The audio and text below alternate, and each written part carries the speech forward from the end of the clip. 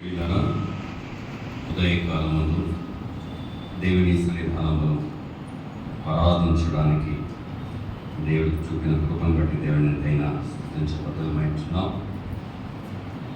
ఆరాధన సహాయకరంగా దానియేలు గ్రంథము 6వ అధ్యాయము దానియేలు గ్రంథము 6వ అధ్యాయము 25 నుండి 28 వరకు మనం మార్చి చదువుకుందాం. దానియేలు గ్రంథము 6వ అధ్యాయము 25 నుండి 28 వరకు మనం మార్చి చదువుకుందాం. అప్పుడు రాజు దర్యావేషు లోకమంతటా నివసించు సకల జనులకు, రాష్ట్రములకు, ఆయా భాషల మాట్లాడవారికి ఇలాగూ రాయించును, నేను క్షేమాభివృద్ధి కలుగునుగాక.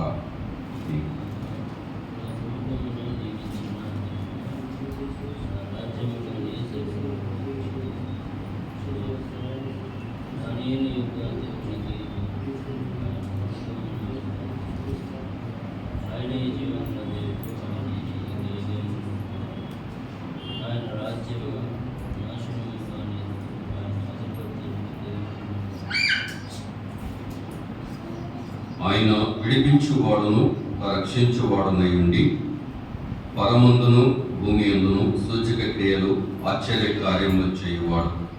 ఆయనే సింహముల నోటి నుండి ఈ దానియేలును రక్షించాను అని రాయించాను.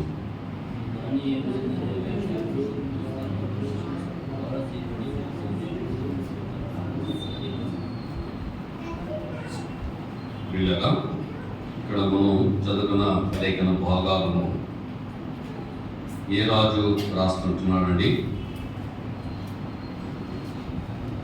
మన చదువుకున్న లేఖన భాగాలలోనే ఉన్నాయి ఆ మాటలు. దర్యావేషు ఒక రాజు రాస్తున్న మాటలను మనం జ్ఞాపకం చేసుకుంటున్నాం. ఇంతకు ముందు మనం జ్ఞాపకం చేసుకున్నాం నెబుకద్నెజరు రాజు పలికిన మాటలు. దాదాపు దానియేలు ఒక పరిపాలనలో 3 రాజులు మారినట్టు కూడా చూస్తుంటున్నాం కదండి. మొట్టమొదటి రాజు నెబుకద్నెజరు రాజు, 2వ రాజు బెల్షాజరు రాజు, 3వ రాజు దర్యావేషు రాజు పరిపాలనలో ఉంటున్నాడు. 3వ రాజులో ఉంటున్న దర్యావేషు పరిపాలన దాదాపు 62 సంవత్సరాల వయసు కలిగినప్పుడు ఈ యొక్క దర్యావేషు పరిపాలనకు వచ్చిన వాడుగా కనబడుతూ ఉంటున్నాడు. వీరందరూ కూడా అన్య రాజులే, ప్రభుని ఎరగని రాజులే, ప్రభుత్వ సహవాసము లేని రాజులే. కానీ దానియేలు భక్తి ద్వారా వీరు ప్రభుని తెలుసుకున్న వారుగా మనం జ్ఞాపకం చేసుకోవలసిన వారమై ఉంటున్నాం. అయితే వారు ఎలాగో తెలుసుకున్నారు అనే విషయాన్ని కూడా మనము రాసి ఉంచినట్టు కూడా చూస్తుంటున్నాం కదండి. అయితే ఈ యొక్క దర్యావేషు రాజు చాలా చక్కటి మాటలను పలుకుతున్నట్టుగా మనం జ్ఞాపకం చేసుకుంటున్నాం కదండి. 26లో ఆ మాటను మనం చూస్తుంటున్నాం. నా సముఖమున నివసించిన ఏమనగా నా రాజ్యములోను సకల ప్రభుత్వములందును నివాసులు దానియేలు దేవునికి భయపడచ్చు అనే మాటను రాస్తా ఉంటున్నాడు. ఇంతకు ముందు దర్యావేషుకు దానియేలు దేవుడు అంటే భయం లేని వాడుగా ఉన్నవాడుగా కనబడతా ఉంటున్నాడు. అయితే ఎప్పుడైతే దానియేలును దేవుడు రక్షించున్నాడో అప్పుడు దర్యావేషు పలుకుతున్న మాటలు ఏమిటంటే దేవునికి భయపడచ్చు అనే మాటను తీసుకుని వస్తుంటున్నాడు. ఏ దేవునికి భయపడాలి అని తెలియజేస్తుంటున్నప్పుడు దానియేలు యొక్క దేవునికి భయపడచ్చు, ఆయన సముఖమందు వణకుచుండవలేను అనే మాటను తెలియజేస్తుంటున్నాడు. ఆయన సముఖమందు వణకుచుండవలేను అనే మాటను తెలియజేస్తూ వచ్చినట్టుగా చూస్తుంటున్నాను. ఆయన ఎలాంటి వాడు అనే ముందు రాస్తూ వస్తాడు కదండి. ఆయన జీవము కలిగిన దేవుడు అనే విషయాన్ని ఆయన తెలియజేస్తుంటున్నాడు.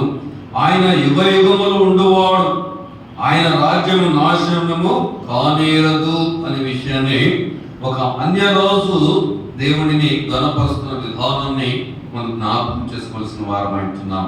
చూడండి, మనం జ్ఞాపకం చేసుకున్నట్లయితే ఈయన ఎలాంటి దేవుడు అని నేను జ్ఞాపకం చేసుకుంటున్నాడంటే, ఆయన జీవము గల దేవుడు. అయితే ఈ జీవం కలిగిన దేవుని గురించి పేతురు చాలా చక్కటి మాట రాస్తాడు. 1 పేతురు 1వ అధ్యాయము 23లో ఏమన్నా రాస్తున్నాడంటే, శాశ్వతమగు జీవం కలిగిన దేవుడు అనే విషయాన్ని భక్తుడైన పేతురు ఈ మాటలు రాస్తూ ఉంటున్నాడు. శాశ్వతము అంటే ఇంకా ఎన్నడూ కూడా నాశనం కానేది, ఎప్పుడు అలా ఉండిపోయేది, ఎల్లకాలము ఉండేది, మిగిలేది కదండి. ఆ రాజ్యం ఎలాంటిదంటే, ఆయన ఎలాంటి వాడంటే శాశ్వతము కలిగిన దేవుడు, శాశ్వతము జీవము కలిగిన దేవుడు, ఆయన సజీవం కలిగిన దేవుడు అనే విషయాన్ని పేతురు చాలా చక్కగా రాస్తున్నట్టు కూడా చూస్తుంటున్నాం. అయితే అలా ముందుకు రాస్తూ ఆయన అంటాడు, ఆయన జీవం కలిగిన మాటలు కదండి. పేతురు రాసిన పత్రికలో 1:23 మాటలు అలా రాసుకుంటూ ఆయన వెళ్ళినట్టు కూడా చూస్తుంటున్నాం. ఆయన ఎలాంటి వాడు అంటే, ఆయన శాశ్వతము గల జీవం కలిగిన వాడు అనే విషయాన్ని పేతురు రాస్తా ఉంటున్నాడు. అయితే ఇక్కడ దర్యావేషు రాజు రాస్తా ఉంటున్నాడు, ఆయన జీవం కలిగిన దేవుడు అని రాస్తూ ఉంటున్నాడు. ఆయన యుగ యుగములు నుండువాడు అనే విషయాన్ని తెలియజేస్తూ వచ్చాడు. ఆయన ఎంతకాలం ఉంటాడు అనే విషయాన్ని తెలియజేస్తుంటే, ఆయన యుగ యుగములు నుండువాడు, ఆయన రాజ్యము నాశనం కానేరదు అనే మాట చూస్తున్నాం. ఆయన రాజ్యము నాశనము కానేర రాజ్యము అనే విషయాన్ని తెలియజేస్తూ వచ్చినట్టు కూడా చూస్తున్నాం. అయితే అదే మాటను యుగ యుగములు ఉండువాడు అనే మాటను కదండి ప్రకటన గ్రంథం 4:9 చాలా చక్కగా కదండి భక్తుడైన యోహాను రాస్తూ ఉన్నట్టు మనం జ్ఞాపకం చేసుకుంటున్నాం. చూడండి, ఒక మాట చూస్తుంటున్నాం. ప్రకటన గ్రంథం 4:9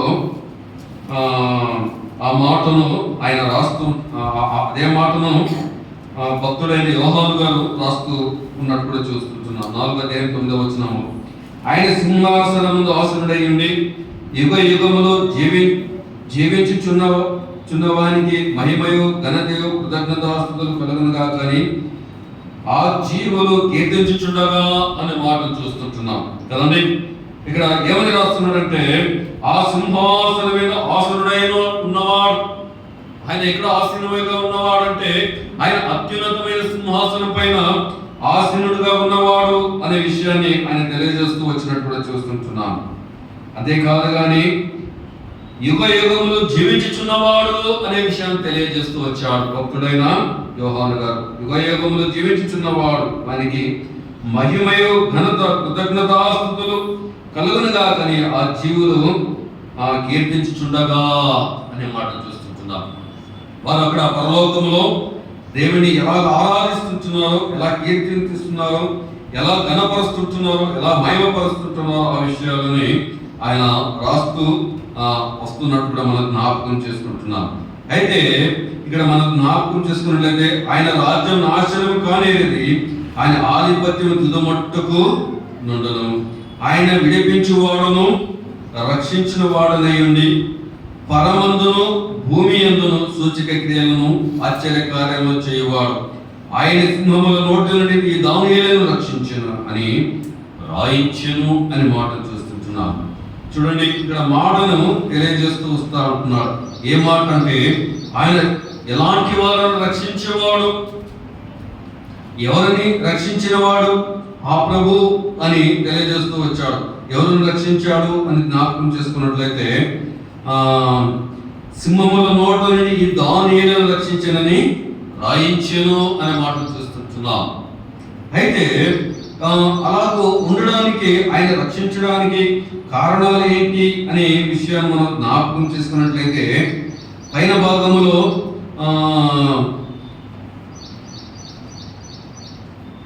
అదే 6:22 ఒక మాట ఉంటున్నదండి. నేను నా దేవుని దృష్టికి నిర్దోషిగా కనబడి తిని అనే మాట చూస్తున్నాం కదండి. అక్కడ దానియేలు తెలియజేస్తున్న మాట, నా దేవుడు నిర్దోషిగా కనబడి తిని.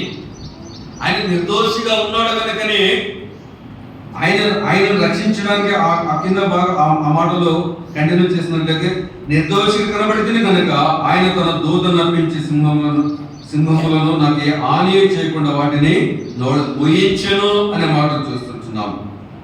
ఆయన తన దూతను అప్పించి అనే మాట చూస్తున్నాం. ఈ దూత ఎక్కడ నుండి వచ్చిన దూత?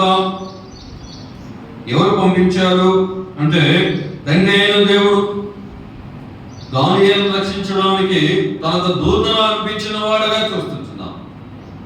పంపించి ఆ సింహముల నోటి నుండి ఆయనను విడిపించిన వాడు, రక్షించిన వాడు, విమోచించిన వాడు, ఆ సింహముల బోధ నుండి బయటకు తీసుకుని వచ్చిన వాడుగా చూస్తున్నాం. అయితే ఆయన అలా ఉండడానికి కారణం, రక్షించడానికి కారణం అంటే ఆయన నిర్దోషిగా ఉన్నాడు దేవుని దృష్టిలో.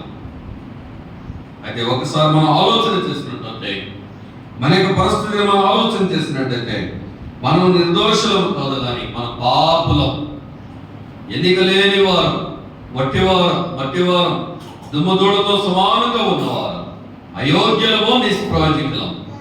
ఆయన కదండి, ఆరాధించడానికి కూడా అర్హత లేని వారు. అలాంటి వారమైన మనల్ని ఆ పరలోకమున్న ఆ ప్రభు జ్ఞాపకము చేసుకున్న వాడుగా చూస్తుంటున్నాం. ఎన్నిక లేని వారమని ఆయన జ్ఞాపకము చేసుకున్న వాడుగా చూస్తుంటున్నాం. నిర్దోషి అయిన ఈ దానియేలును రక్షించడం తన దూతను పంపించాడు. కానీ దేవాది దేవుడు, తండ్రి అయిన దేవుడు, ఆ అత్యున్నతమైన సింహాసనం మీద ఉన్న ఆ దేవుడు తనకున్న ఒకే ఒక కుమారుడు, తన ముద్దు కుమారుడు, తన ప్రియ కుమారుడు అయిన ప్రభువైన యేసుక్రీస్తు వారిని ఈ లోకానికి పంపించిన వాడుగా చూస్తున్నాం. మనం నిర్దోషులమని కాదు కానీ పాపులమని ఆయన లోకానికి పంపించిన వాడుగా చూస్తున్నాం. ఆయన మనల్ని రక్షించిన వాడు. ఎలా రక్షించాడు, మనల్ని ఎలా విమోచించాడు, ఎలా పాపముల నుండి కడిగాడు అని ఒకసారి ఆలోచన చేసినట్లయితే కదండి, తనకున్న ఒకే ఒక కుమారుడు ఈ లోకానికి రావడం ద్వారా, ఆయన మనిషి కుమారుడుగా రావడం ద్వారా, శరీరధారిగా ఆయన ఈ లోకానికి జన్మించడం ద్వారా కదండి, ఆయన మనలాగా జీవించిన వాడుగా చూస్తున్నాం. అంతేకాదు, ఆయన మన నిమిత్తం ఆ కల్వరి శిలువలో 3 మైళ్ళు దండగొట్టబడిన వాడుగా చూస్తున్నాం. ఆయన సొగసున్న స్వరూపాన్ని కోల్పోయిన వాడుగా చూస్తున్నాం. ఆయనకి ఎంత హోదా ఉన్నదో, తండ్రి ఎంత హోదా ఉన్నదో, ఆయన ఉన్నతమైన వాడు, ఆయన సర్వోన్నతమైన వాడు, ఆయన ఎవరు కూడా ఆయన అందనంత స్థితిలో ఉన్న ఆ ప్రభు ఈ లోకంలో ఆయన దిగి వచ్చిన వాడుగా చూస్తుంటున్నాం. ఎంతగా తగ్గించుకున్నాడంటే తను తాను తగ్గించుకున్న వాడుగా చూస్తుంటున్నాం. శిలువ మరణము పొందనంతగా ఆ ప్రభు తగ్గించుకున్న వాడుగా చూస్తుంటున్నాం. కొరడాలకు తన వేపుకు కొరడాలతో కొట్టబడినంతగా తగ్గించుకున్న వాడుగా చూస్తుంటున్నాం. తన తలకు ముళ్ళ కిరీటం కొట్టబడినంతగా ఆయన తగ్గించుకున్న వాడుగా చూస్తుంటున్నాం. ఆయన ఏడన చేయబడినంతగా ఆయన తగ్గించుకున్న వాడుగా చూస్తుంటున్నాం. ఆయన ముఖాన ఉమ్మివేయబడిన వాడుగా కనబడుతూ ఉంటున్నాడు. ఆయన దివ్య సుందరుడు, అతి కాంక్షణీయుడు, 10,000 మందిలో గుర్తింపదగినంత సౌందర్యం కలిగిన ఆ ప్రభు నిజంగా ఆయన చూడనొల్లని వాడుగా మారిపోయినట్టు చూస్తున్నాం. ఆయన సొగసుల స్వరూపాన్ని కోల్పోయిన వాడుగా చూస్తున్నాం. వేయడానికి కూడా తన శరీరం వీలు కానంతగా శరీరం గాయపరచబడిన వాడుగా చూస్తున్నాం. అయితే ఆ ప్రభు వాటన్నిటినీ మన నిమిత్తం సహించిన వాడు, భరించిన వాడు, మన పాపం నుండి విడిపించడానికి ఆ ప్రభు ఆ కల్వరి శిలువలో ఆయన కొట్టబడిన వాడు, ఆయన కొట్టబడిన వాడు. అంతేకాదు కానీ అమూల్యమైన, నిర్దేశమైన, నిష్కలంకమైన, పావనమైన రక్తాన్ని ఆయన కదండి మన కోసం కార్చిన వాడు. ఆయన కార్చిన ఆ రక్తములు మన పాపములన్నింటినీ ఆయన కడిగిన వాడు, విమోచించిన వాడు, కడిగిన వాడు, రక్షించిన వాడుగా చూడగలిగించున్నాం. అంతేకాదు కానీ ఆయన మరణాన్ని జయించిన వాడు, ఆయన మరణములను విరిచిన వాడు, మరణము ఆయన బంధించుట అసాధ్యమాయనో మాట చూస్తున్నాం. అబ్బా, ఎంత గొప్ప దేవుడండి! నిన్ను నన్ను విమోచించిన వాడు ఎంత గొప్పవాడు ఒకసారి మనం ఆలోచన చేద్దాం. నిన్ను రక్షించిన వాడు ఎంత గొప్పవాడో ఒకసారి మనం ఆలోచన చేద్దాం కదండి. దానియేలు కన్నా నిన్ను నన్ను ఎక్కువగా ప్రేమించిన వాడు. దానియేలు కన్నా నిన్ను నన్ను ఆయన ఎక్కువగా తన ప్రియ కుమారుణ్ణి అనుగ్రహించిన వాడుగా చూస్తున్నాం. అవునండి, ఆయన ఎంత గొప్పవాడో ఒకసారి ఆలోచన చేద్దాం.